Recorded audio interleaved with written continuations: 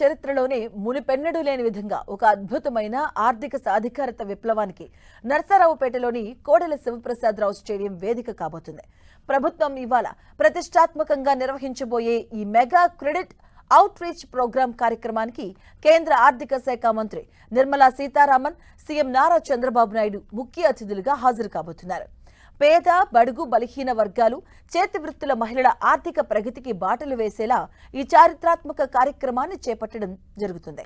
రాష్ట్ర చరిత్రలోనే ఎన్నడూ లేని విధంగా పల్నాడు జిల్లా వ్యాప్తంగా మొత్తం 1,03,246 మంది లబ్ధిదారులకు 3,216 కోట్ల రుణాలను ఈ వేదికపై పంపిణీ చేయబోతున్నారు.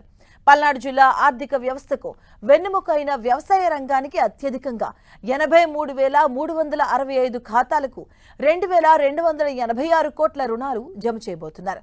Mudra, PM Svanidhi, PM EGP, అలాగే పీఎం విశ్వకర్మ వంటి పథకాల ద్వారా వ్యాపారాలు, సూక్ష్మ పరిశ్రమలకు ప్రోత్సహించేందుకు 4,412 ఖాతాలకు 313 కోట్ల 19 లక్షల రుణాలు అందించబోతున్నారు.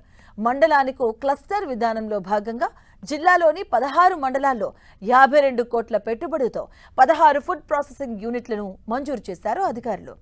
అలాగే ఇప్పటికే కార్యక్రమ ఏర్పాట్లను కలెక్టర్ కృతికా శుక్లా ఆయా శాఖల అధికారులతో కలిసి క్షేత్రస్థాయిలో పరిశీలించారు. భద్రతాపరమైన ఏర్పాట్లను సైతం దగ్గరుండి పర్యవేక్షించారు అధికారులు.